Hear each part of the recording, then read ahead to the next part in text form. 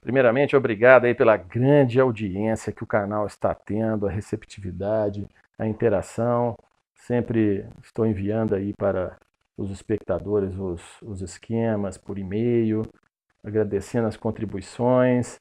Então, esse canal aqui é um canal para gratuitamente prestar um serviço aí à coletividade, difundir a ciência jurídica para os interessados.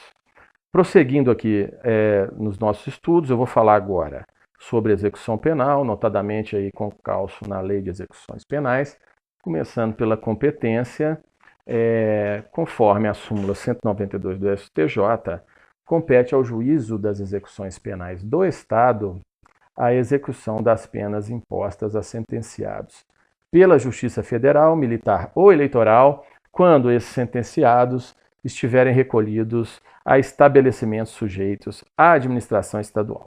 Então, estando no estabelecimento estadual, independente desse sentenciado ter sido condenado pela Justiça Federal, Militar ou Eleitoral, estará competente o juízo das execuções penais do Estado.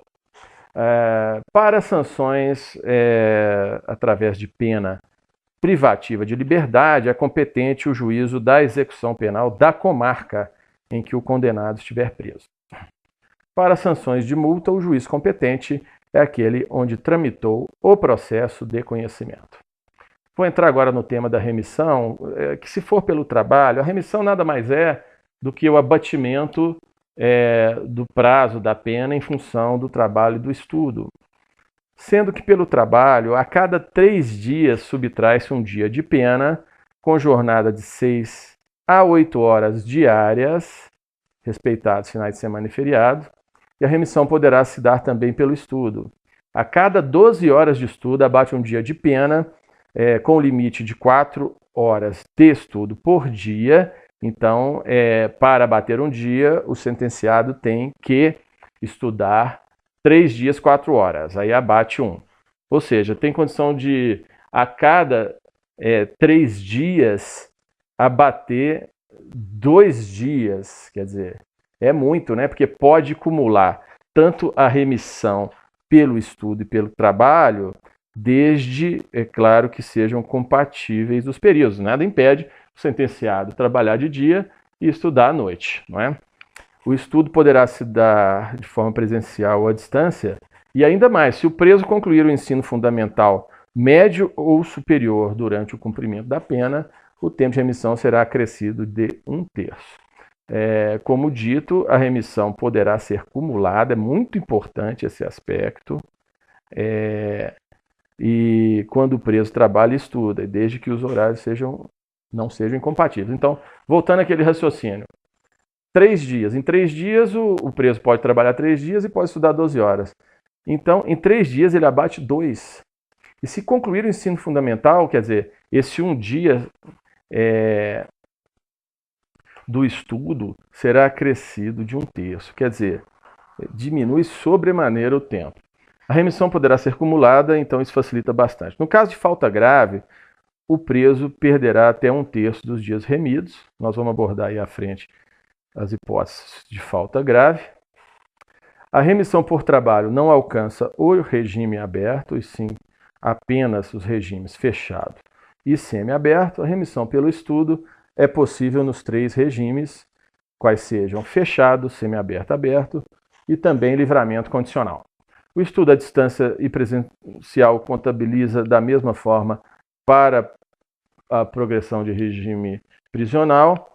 E também saliento aqui a remissão ficta, ocorre na hipótese de acidente que impossibilite o preso de trabalhar ou estudar. Ele vai ser beneficiado como se trabalhando ou estudando estivesse. Logicamente, tudo devidamente comprovado. O trabalho do preso, ele é um dever, não é? O preso sentenciado, já com o trânsito julgado da sentença condenatória, deverá trabalhar, enquanto que o preso provisório não tem essa obrigação. Então, as prisões provisórias são a temporária e a preventiva. O sentenciado que se negar a trabalhar incorre em falta grave, O trabalho será remunerado, exceto os que constituírem prestação de serviços à comunidade. Então, se já tiver na pena lá a obrigação dele prestar serviço, esses serviços são determinados sem remuneração. Serão levados em conta os atributos pessoais, necessidade de mercado e a duração do trabalho será de 6 a 8 horas por dia. No caso de trabalho externo à instituição prisional, no regime fechado é permitido apenas para os sentenciados que tenham cumprido 1/6 da pena. O trabalho externo no regime fechado somente será permitido aos condenados, como dito, que tenham cumprido 1/6 da pena, autorizados pela direção do presídio, dependendo da aptidão, disciplina e responsabilidades, com escolta. Então, para o regime fechado, deverá haver escolta e todas as medidas para evitar fuga. O trabalho externo no regime fechado deve se destinar à administração pública direta ou indireta, em serviços ou obras públicas. Se esses serviços forem realizados por entidades privadas, aí o legislador já admite que esse trabalho seja realizado em entidades privadas, desde que vinculadas a serviços ou obras públicas. O trabalho externo será autorizado com as cautelas para evitar, como dito, fuga. Se o sentenciado for punido por falta grave, revoga-se a permissão do trabalho externo. Direitos políticos.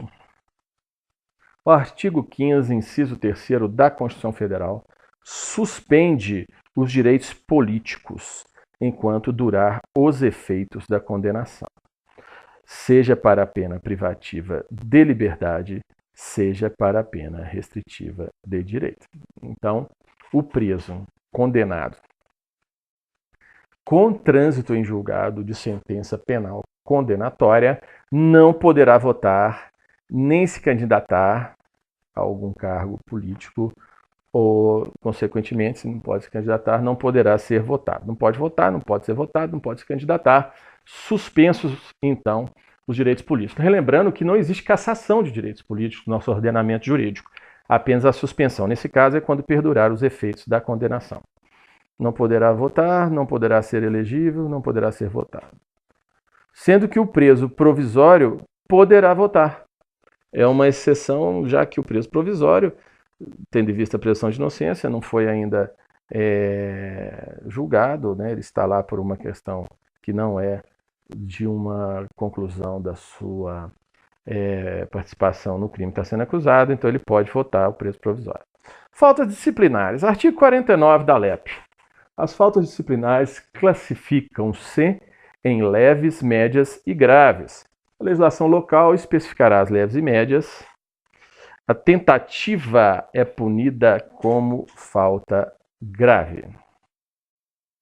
Então, se foi tentado um crime, já basta para que seja considerado falta grave. Apenas a falta grave, como dito, é prevista na Lei de Execuções Penais, e as faltas leves e médias serão definidas pela legislação, vou marcar esse errinho, pela legislação estadual. As faltas disciplinares podem ser praticadas por presos, condenados e provisórios, é claro, basta o fato em si, independe da natureza da prisão. O artigo 50 da Lei de Execuções Penais define falta grave para as PPL, penas privativas de liberdade. Quais sejam: incitar ou participar de movimento ou subverter a ordem ou disciplina do estabelecimento prisional, fugir, possuir indevidamente instrumento capaz de ofender a integridade física de alguém, no caso de armas, não é? Provocar acidente de trabalho, também é falta grave. Descumprir no regime aberto as condições impostas, também falta grave. Ter em sua posse, utilizar ou fornecer aparelho telefônico de rádio ou similar, também configura falta grave. A falta grave não interrompe o prazo para obtenção de livramento condicional. Então, essa é uma situação que tem que saber. A falta grave ela vai tirar o direito de 1/3 do período de remissão, até 1/3 a critério da autoridade competente. Todavia, não interrompe o prazo para obtenção de livramento condicional. A questão que cai demais em concurso é essa regrada pela súmula 441 do STJ. Muita atenção nesse ponto. Apuração da falta grave e sanções, não haverá falta nem sanção disciplinar sem expressa e anterior previsão legal, seguindo aí o princípio da legalidade que vincula a administração pública. Vou dar uma pincelada aqui na nova lei do DNA, que em termos jurídicos é nova, de 2012, criou o artigo 9A da Lei de Execuções Fiscais, trazendo consigo a obrigatoriedade do condenado por crime praticado dolosamente, com violência de natureza grave contra a pessoa, ou por qualquer dos crimes hediondos, a serem submetidos à identificação do perfil genético mediante extração de DNA por técnica adequada e indolor para armazenamento em banco de dados sigilosos. Então essa lei foi muito controversa por causa da presunção de inocência, que ninguém é obrigado a produzir provas e se autoincriminar. Todavia, esse DNA ele é extraído comumente através da saliva ou de um fio de cabelo, sem invadir teoricamente esse campo. Muito controverso, mas é o que hoje está sendo utilizado. A exclusão dos perfis genéticos dos bancos de dados ocorrerá no término do prazo estabelecido em lei para a prescrição do delito. Então, prescreveu o delito, também apaga-se o perfil. A identificação do perfil genético será armazenada em banco de dados sigiloso. A lei de execução penal passa a vigorar no seu artigo 9A. Os condenados por crime praticado dolosamente tem que ser crime doloso com violência de natureza grave contra a pessoa ou por qualquer dos crimes hediondos obrigatoriamente. Vou salientar, obrigatoriamente. Então não é uma faculdade, é obrigatório. A identificação do perfil genético mediante extração de DNA por técnica adequada e indolor. Ninguém vai amarrar alguém para poder tirar um sangue de uma pessoa. Então é indolor e adequada, respeitando a dignidade do sentenciado. A identificação do perfil, ou do acusado, condenado. A identificação do perfil genético será armazenada em banco de dados sigiloso. A autoridade policial federal ou estadual poderá requerer ao juiz competente, no caso de inquérito instaurado, acesso ao banco de dados de identificação e perfil genético. Quer dizer, isso é para poder associar um criminoso perigoso, não é? Com, por exemplo, vestígios que deixam no local do crime. Então, é uma evolução tecnológica na esfera da persecução e direito penal. Execução provisória. A execução provisória é admitida na situação em que houve o trânsito em julgado para acusação, expirando o prazo de recurso, já que não haverá possibilidade de aumento da pena sem recurso da acusação, porque não se pode aumentar a pena em razão de recurso exclusivo da defesa, conforme doutrina da reformatio imperis. É proibido reformar para prejudicar, vindo o recurso da própria defesa. Admite-se a progressão de regime de cumprimento de pena ou aplicação imediata de regime menos severo nela determinada antes do trânsito em julgado de sentença condenatória. Ou seja, vamos supor que o processo está demorando muito, o acusado está lá em prisão provisória, não é? Então, pode progredir de regime antes do trânsito em julgado, de acordo com as peculiaridades de cada caso. Detenção e prisão simples. A pena de detenção, para a pena de detenção, que tem uma normativa toda particular, a pena de detenção admite o cumprimento da pena inicial em regime semiaberto ou aberto. Não admite regime inicial fechado, né? Apesar que a pena pode regredir para regime fechado depois de iniciada, no caso de cometimento de falta grave. Ou seja, para a pena de detenção, especificamente, pode existir regime fechado que não seja inicialmente estabelecido, já que é vedado.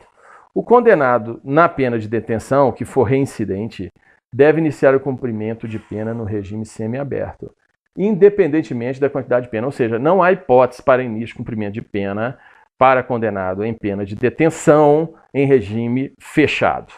O condenado primário, que arca com pena superior a 4 anos, deve responder em regime inicial semiaberto para crimes apenados com pena de detenção. O condenado primário, cuja pena seja igual ou inferior a 4 anos, cumprirá em regime inicial aberto.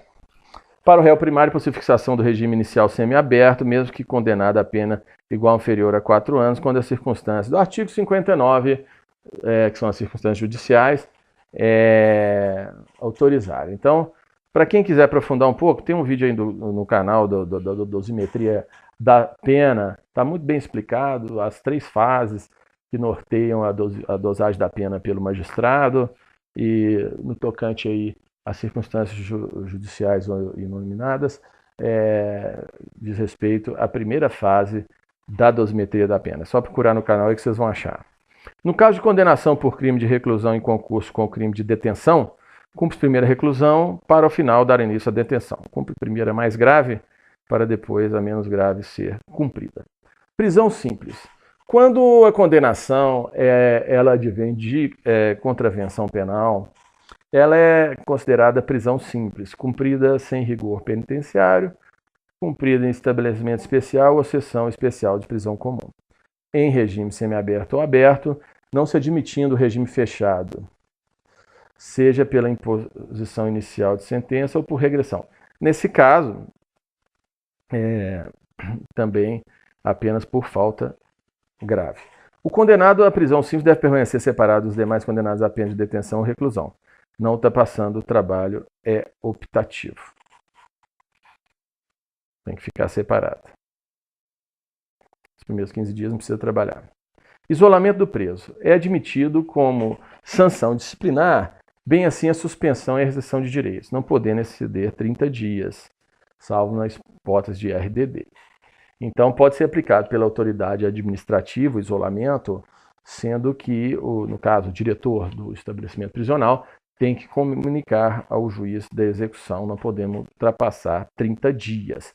O procedimento disciplinar deverá observar a ampla defesa, o contraditório, inclusive com patrocínio de um advogado. As decisões devem ser motivadas e fundamentadas sob pena de nulidade, quer dizer, o direito ao contraditório, a defesa, esse direito é constitucional e se aplica em todas as esferas do direito, inclusive no caso de decretação de isolamento do preso. Critérios para separação de presos. Então, existe uma regrinha. O grupo 1, ficam separados os condenados por crimes hediondos ou equiparados. Ficam separados os reincidentes de crimes cometidos com violência ou grave ameaça, daqueles que são primários de crimes cometidos com violência ou grave ameaça à pessoa. Os demais condenados ficam no grupo 4. Então, isso aí, infelizmente, né, era para ser assim. Nem sempre a nossa execução penal pátria ela respeita a legislação pelo possível, né? Nosso sistema é bem ainda hipossuficiente, o sistema prisional, em relação às suas finalidades, em relação à dignidade que deveria promover. Mas está aí a lei, que tem 4 grupos distintos, então, em tese, esses 4 têm que ficar separados, quais sejam quem foi condenado por crime hediondo ou equiparado, reincidentes em crimes cometidos com violência ou grave ameaça, primários de crimes cometidos com violência ou grave ameaça e os demais.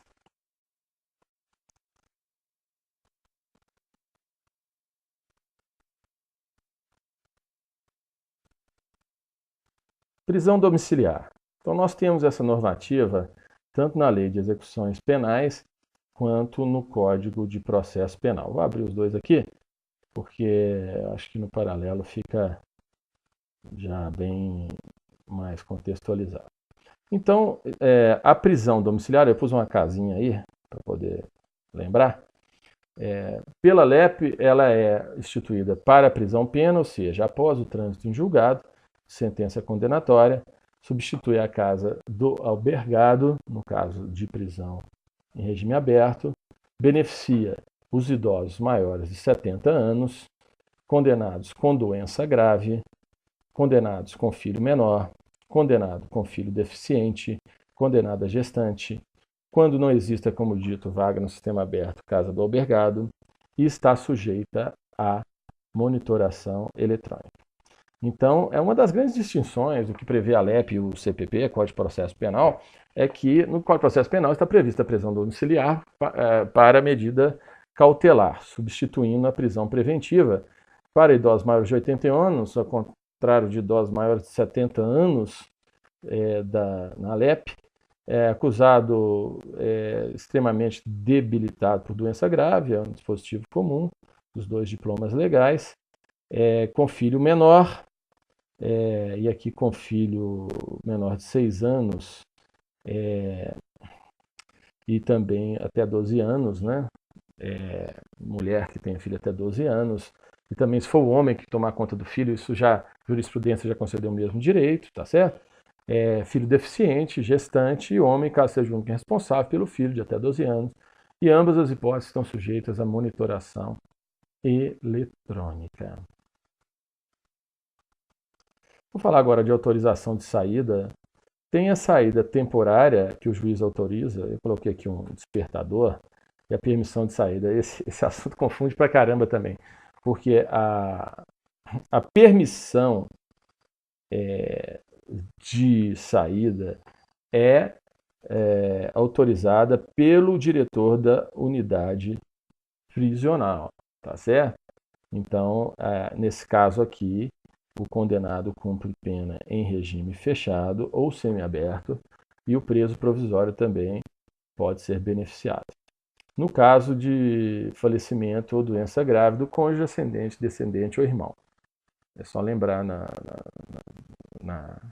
indo para o direito da família, né? Das colaterais, dos ascendentes e descendentes. Então, quais sejam?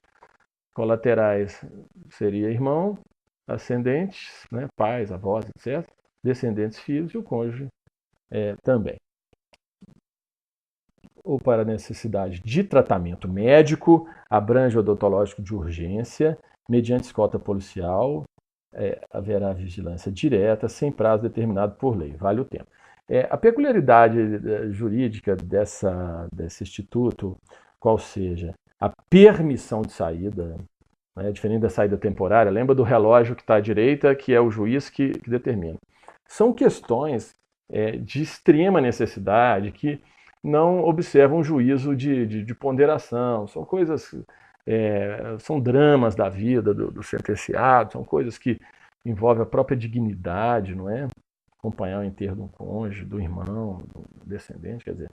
Então isso pode ser deliberado diretamente pelo diretor da unidade que autorizar. Então é importante entender o porquê no direito as coisas são determinadas da forma. Quando se entende os princípios, não precisa decorar o resultado, porque aí vira um exaurimento. Então, nesse caso, por exemplo, falecimento ou doença grave, uma coisa incontestável. Né? Tratamento médico, o sentenciado está precisando de tratamento médico com urgência, odontológico, está com infecção generalizada, por exemplo. Né? Aí tem que ter escolta policial e o prazo que precisar, por exemplo, se precisar fazer uma operação, né? Uma coisa assim. Já a saída temporária é autorizada pelo juiz. Tá aí o martelinho do juiz e o despertador. Contextualizando com o tempo, né? Somente o condenado no regime semiaberto para saída temporária, sem vigilância direta para visita à família. Então aqui já é um juízo de uma situação não emergente. Aí dá tempo para o juiz avaliar. Já tem que ter cumprido o apenado 1/6 da pena, se for primário, e 1/4 da pena, se for recidente. Deve ser computado o cumprimento da pena no regime fechado.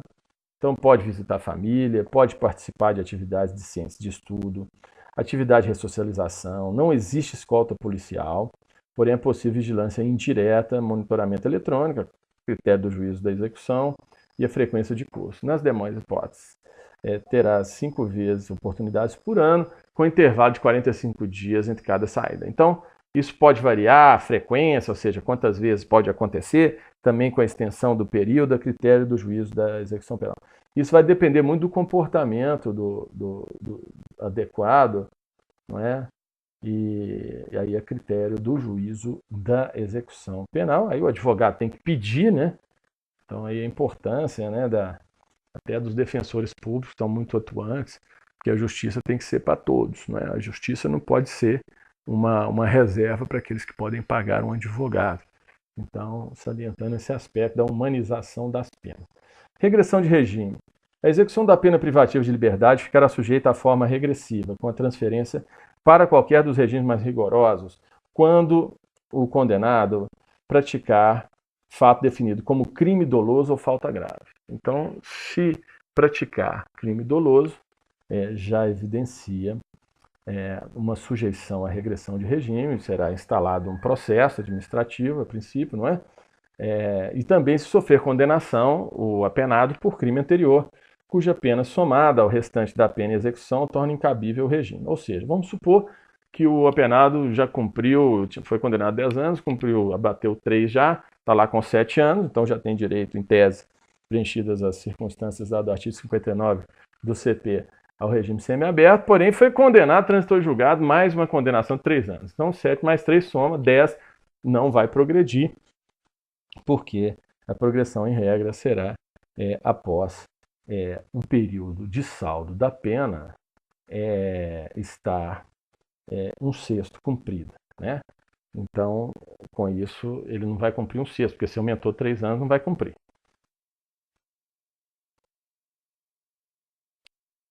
Lei dos crimes hediondos. Então, eu vou pincelar quais são os crimes hediondos, porque nós falamos aqui que o exame de DNA é obrigatório. São crimes hediondos: a lesão corporal dolosa de natureza gravíssima e lesão corporal seguida de morte, quando praticados contra a autoridade das Forças Armadas, tá certo? Polícia Federal, Polícia Rodoviária Federal, Polícia Ferroviária Federal, policiais civis, polícias militares e corpo de bombeiro. Então são hediondos, né? Lembrando, só para dar uma pincelada, a lesão corporal gravíssima, ela se consubstancia também se for praticada contra o cônjuge, companheiro ou parente consanguíneo até 3º grau em razão dessa condição. Não é hediondo, que nesse caso é só para contextualizar, que também configura lesão corporal gravíssima, para aproveitar para dar uma passeada sobre esse tema, desse crime, não é? São 4 as possibilidades que ensejam incidência da modalidade qualificada da lesão corporal gravíssima, ou seja, incapacidade para as ocupações habituais por mais de 30 dias, até 30 dias é grave, perigo de vida, repetindo, debilidade permanente do membro, sentido ou função, ou aceleração de parto.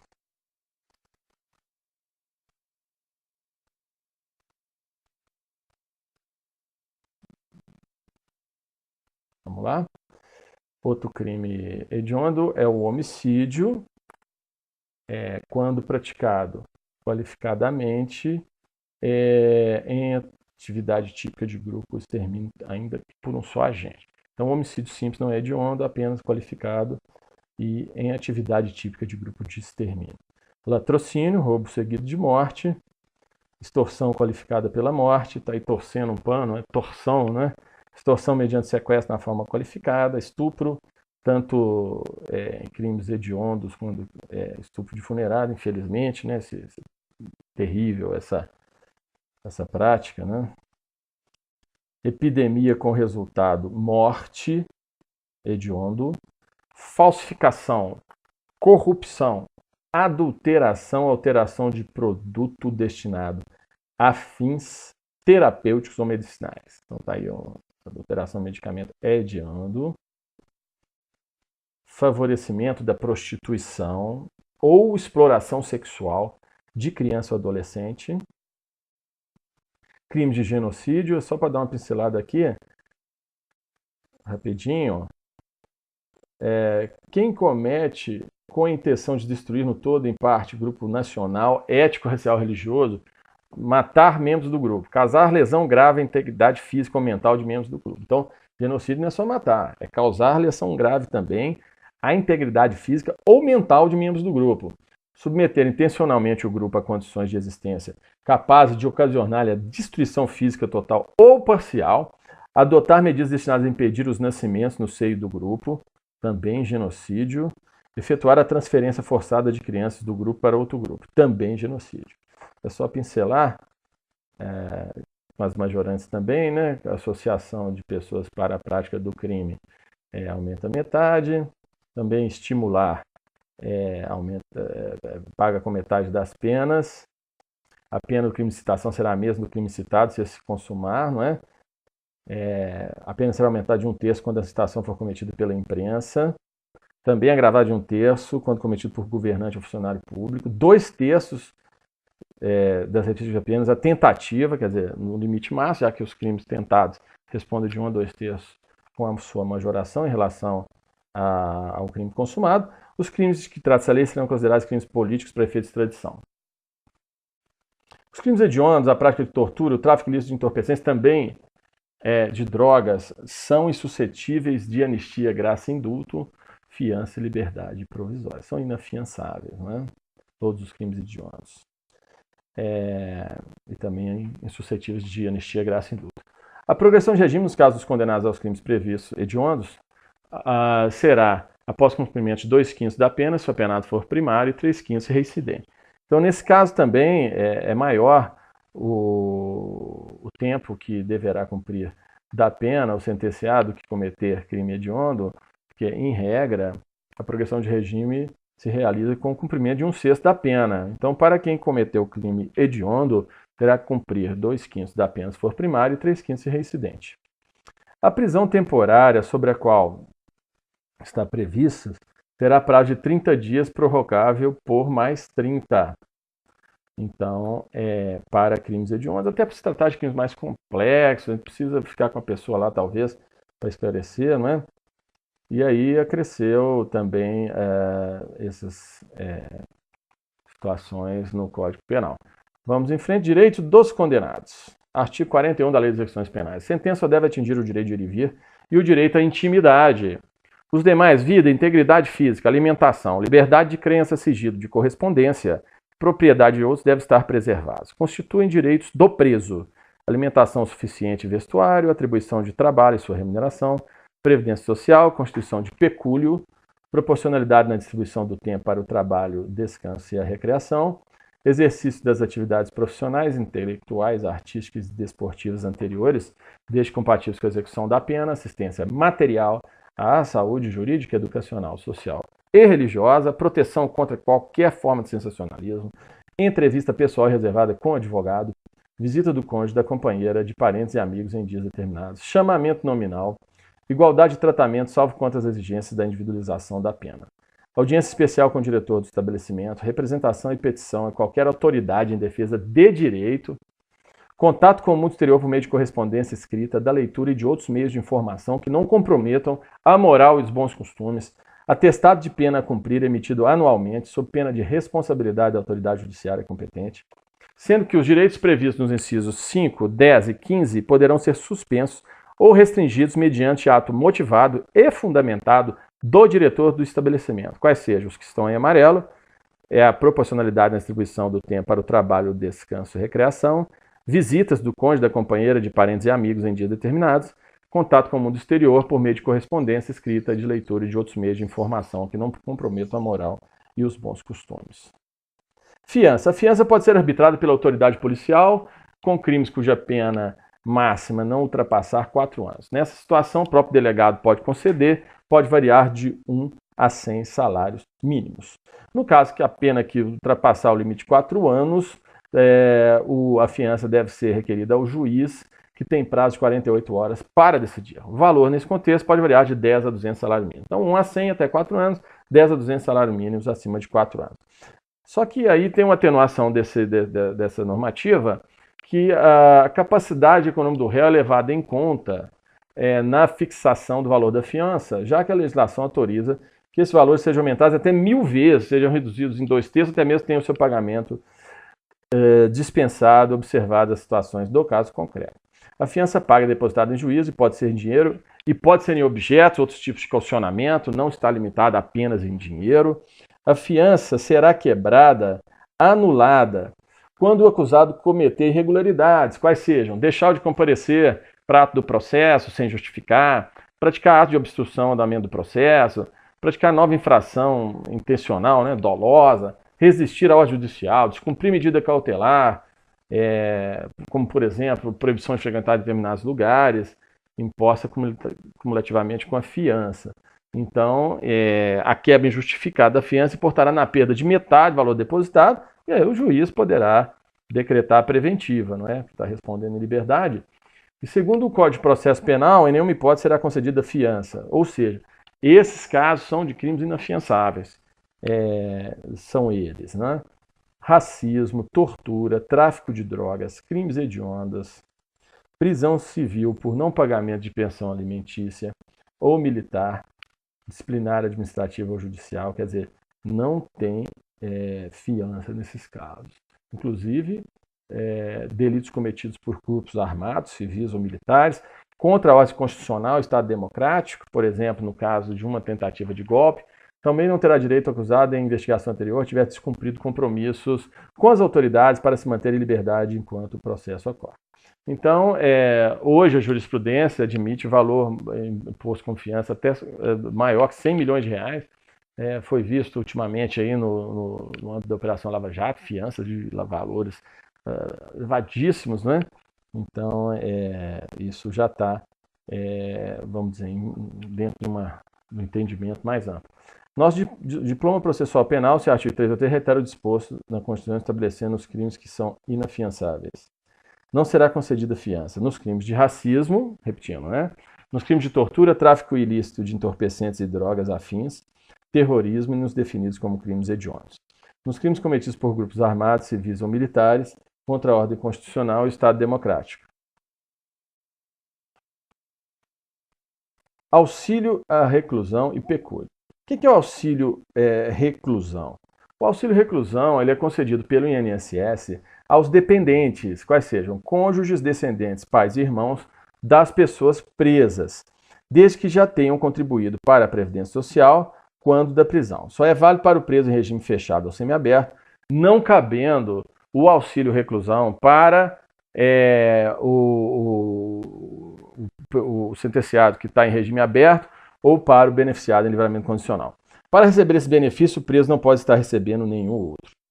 O trabalho é um direito e um dever. Deve ser remunerado, sendo que parte dessa remuneração do sentenciado deve ser descontada para a indenização civil do delito, ou seja, pagamento pecuniário para a vítima, outra para assistência familiar, outra para a parte das pequenas despesas pessoais e ressarcimento do Estado.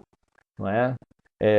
O restante será depositado na caderneta de poupança, o restante da remuneração do apenado, e será entregue quando o preso for posto em liberdade.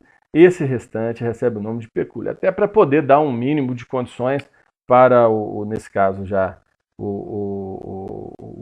a pessoa já estiver em liberdade, poder recomeçar a sua vida com mínimo respaldo. Regime disciplinar diferenciado, RDD, tem até um vídeo só disso no canal, está bem explicado, mas aqui, se quer só dar uma pincelada, quem tiver interesse vai lá no vídeo que vai ver a explicação completa. Então, o RDD estabelece um tratamento diferenciado para o preso praticar crime doloso, subverter na ordem a disciplina interna do presídio, no caso de rebelião, aquela situação lá de queimar colchão, tem ocorrido infelizmente bastante, né, ultimamente, representando alto risco para a ordem e segurança do estabelecimento penal da sociedade, bem como aqueles que estiverem envolvidos em participarem com fundadas suspeitas a qualquer tipo de organização criminosa, quadrilha ou bando. Quer dizer, esse dispositivo aqui é muito criticado por uma corrente, quer dizer, basta ser suspeito a qualquer tipo de organização criminosa que pode ser sancionado ao regime disciplinar diferenciado, que se configura uma sanção disciplinar, não é regime de cumprimento de pena, e o RDD pode ser aplicado para presos condenados, inclusive para presos provisórios. Esse ponto cai em concurso aos montes. O examinador testa se o candidato sabe que o RDD pode ser aplicado a presos provisórios. Pode. Pode também a autoridade administrativa, antes desse prazo, determinar o isolamento por 10 dias, que será descontado no tempo máximo da RDD. Então, o isolamento, a autoridade prisional lá, o diretor do presídio, pode determinar. O pedido de inclusão pode ser feito pela autoridade administrativa e, se decretado, será em 15 dias pelo juiz da vara de execuções penais. Então, só coloca na RDD o juiz. A duração da RDD 360 dias será individual, com direito diário em banho de sol por 2 horas. A visitação só pode ser feita por 2 pessoas, sem contar as crianças, uma vez por semana, com duração de 2 horas. O RDD pode ser aplicado novamente, caso o preso venha praticar nova falta disciplinar da mesma natureza, até o limite de 1/6 da pena. Então, o limite não é 360 dias, é 1/6 da pena. Regime das penas. Pena de reclusão e réu primário. A condenação a pena privativa de liberdade superior a 8 anos leva ao regime inicial fechado em regra. A condenação à pena privativa de liberdade superior a 4 igual ou inferior a 8, regime semiaberto, 8 inclusive, tá certo? Condenação de pena privativa de liberdade igual ou inferior a 4, 4 inclusive, regime aberto. Observação: em qualquer caso, viabiliza a fixação do regime de pena mais gravoso do que autorizado pela pena, quando for mais recomendado pelas circunstâncias judiciais do artigo 59 do Código Penal. Então, quer dizer, se o juiz verificar lá, de acordo com as circunstâncias judiciais ou inominadas, na primeira fase da dosimetria da pena, quem quiser ter um videozinho no canal aí pode assistir, pode colocar, por exemplo, um preso com uma condenação de 5 anos no regime fechado. Em regra, teria que ficar no semiaberto. A opinião do julgador sobre a gravidade e abstrato do crime não constitui motivação idônea para a imposição de regime mais severo do que o permitido segundo a pena aplicada. Então tem que fundamentar, não é? A imposição de regime de cumprimento mais severo do que a pena aplicada permite exige motivação idônea. Súmula 440 do STJ, fixada a pena base no mínimo legal, é vedado o estabelecimento de regime prisional mais gravoso do que o cabível em razão da sanção imposta com base apenas na gravidade abstrata do delito. Reclusão e réu reincidente. Regime fechado independente da quantidade de pena é a regra para o reincidente. Aplica o regime semiaberto no caso de pena igual ou inferior a 4 anos, quando favorável às circunstâncias do artigo 59 do Código Penal, em exceção. Quer dizer, não fica no aberto também, fica no semiaberto, porque em regra até 4 anos ficaria no aberto. Então a reincidência ela tem que ser castigada e assim ou é. Regime fechado. Regime fechado. Preso de maior periculosidade, com pena em penitenciário e sofre maior vigilância. É obrigatório o exame criminológico para iniciar o cumprimento da pena. O preso deve trabalhar no período diurno e recolher-se no período noturno. Trabalhos externos no regime fechado são permitidos apenas em serviços ou obras públicas. Vou arrumar esse pequeno errinho em português aqui. Ou entidades privadas que estão associadas a obras públicas. Com escolta e com as devidas cautelas para evitar a fuga. Admite a remissão, pode ser deferidas permissões de saída com escolta em casos legais, já foi falado. Para presos provisórios, deve ficar em cadeias públicas ou em locais separados dos condenados, já com trânsito em julgado, sentença condenatória. Presos condenados em regime fechado deve ficar em penitenciárias. Presos condenados em regime semiaberto, em regra, deve ficar em colônias agrícolas ou industriais. Presos condenados em regime aberto devem permanecer em casa albergado ou, se não tiver, vai para a prisão domiciliar, como dito. Poderá ir, não é? Regime semiaberto. O regime semiaberto é destinado a pessoas de menor periculosidade, cujo cumprimento deve ser dado em colônia penal agrícola, industrial ou estabelecimento similar. Existe uma menor vigilância sobre o preso no semiaberto. O exame criminológico é facultativo ao iniciar a pena. O preso trabalha durante o dia, à noite recolhe seu alojamento, podendo este, no caso alojamento, ser coletivo. O trabalho externo é admissível sem escolta. Administra a remissão. Pode ser concedidas permissões de saída com escolta. Então, a permissão de saída com escolta pelo autoridade do estabelecimento prisional e saídas temporárias sem vigilância pelo juiz da execução penal. Regime aberto, fundamentos na autodisciplina, o senso de responsabilidade. O preso pode trabalhar, estudar ou exercer qualquer outra atividade autorizada fora do estabelecimento, não é? Sem vigilância. Recolhe-se no período noturno, nos finais de semana. Não existe previsão de exame criminológico. Admite a remissão apenas pelo estudo, não pelo trabalho. Prisão domiciliar traz rol taxativo, embora seja um rol taxativo. A jurisprudência tem admitido a prisão domiciliar para o caso de falta de vaga no regime semi-aberto ou aberto, quando o condenado faz jus aos citados regimes. Condenado maior de 70 anos, condenado acometido de doença grave, condenada com filho menor ou deficiente físico ou mental e condenada gestante. Então, a jurisprudência tem admitido que nessas hipóteses o condenado seja colocado em prisão domiciliar. Nós até já comentamos um pouco sobre essa situação nesse próprio vídeo. Detração penal é o abatimento do cumprimento de pena do tempo em que o sentenciado ficou preso provisoriamente. Não é? Então, se ficou lá em prisão temporária ou preventiva, vai abater depois de condenado, né? Se for condenado, da pena, do tempo de pena definitiva. Progressão de regime, a possibilidade de condenado a cumprir pena em regime mais brando que o anterior, desde preenchidos os requisitos objetivos, tempo de pena e subjetivos, mérito, atestado carcerário favorável, em alguns casos, exame criminológico positivo. Razão da demora na realização dos exames criminológicos, sendo certo que os sentenciados aguardavam muito tempo para a realização, dificultando a progressão dos regimes, prejudicando os sentenciados. A Lei 10.792 tornou o referido exame facultativo. Nada impede que o juiz, dependendo das situações do caso, exija. Então, fica aí facultado ao juiz da execução essa definição. Assim, o documento que comprova muitas vezes o cumprimento do requisito subjetivo é o atestado carcerário positivo, sem apontamento que desabone a conduta do condenado. Ou seja, se tiver nada, é porque tem bom comportamento. O requisito objetivo é o cumprimento de parte da pena. Para os crimes comuns, basta que o condenado cumpra 1/6 da pena para ter direito à progressão de regime. No caso de crimes hediondos, o condenado deve cumprir 2/5 da pena se for primário e se for reincidente em crimes hediondos, 3/5 da pena. Então, fiz um esqueminha aqui. O que confunde aqui nesse caso é justamente o 2/5 e o 3/5. Né? Aí eu pus progressão com 2/5 em vez de 2S para não esquecer, porque muitas vezes confunde com 2/3 e não é. Então, a progressão ocorre em 1/6 cumprimento da pena para crimes comuns, 2/5 para hediondos e 3/5 hediondo reincidente. Então, isso aí tem que cravar realmente. Considerações adicionais sobre a progressão, que vamos passar para falta grave. O cometimento de falta grave interrompe, zera o tempo para progressão. Zera o tempo para progressão.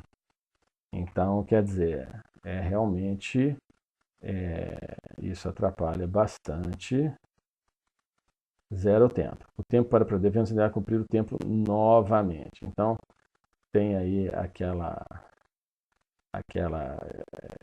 dispositivo que realmente atrapalha bastante. Poderá o juiz progredir do fechado para o aberto, pulando para o regime semiaberto? Não se admite progressão per saltum, tem que passar fase a fase, demonstrando que em cada uma responsabilidade de mérito para galgar novo patamar. Então, falta grave, zera para efeito de progressão. Princípios da execução penal, só dando a última pincelada, constitucionais são devido processo legal à humanidade das penas, extraconstitucionais, legalidade, igualdade, personalização da pena, jurisdicionalidade reeducativa, sendo que no da igualdade não haverá distinção de qualquer natureza, racial, social, religiosa, política, é possível distinção de natureza etária, no caso de idosos, né? Sexual, no caso de travestis e mulheres, intelectual, permitido fazer distinção por ter curso superior apenas para a prisão provisória, tem regalia quem tem curso superior, já após o trânsito julgado isso já caiu, todos os presos também tem que ficar na mesma condição, não existe diferenciação de celas de qualquer outro tipo, ela é igual para todos os condenados, não está incluso no artigo 295 do CPP, conforme a resolução do CONADEP 2017. Por fim, a finalidade do processo de execução penal é efetivar as disposições de sentença ou decisão criminal, proporcionar condições para a harmônica integração social do condenado e do internado, reintegração do sentenciado com convívio social, ressocialização, e a lei de execução penal não serve para execução de transação penal homologada judicialmente. Isso aí fica na esfera do GCRIM, consoante a lei 9.099/95, tem um videozinho no canal também da lei 9.099, para quem se interessar. Então, finalizando aqui essa explanação, espero ter contribuído aí com aqueles que assistiram para majorar os seus conhecimentos no tocante à execução penal. Um abraço e bons estudos a todos.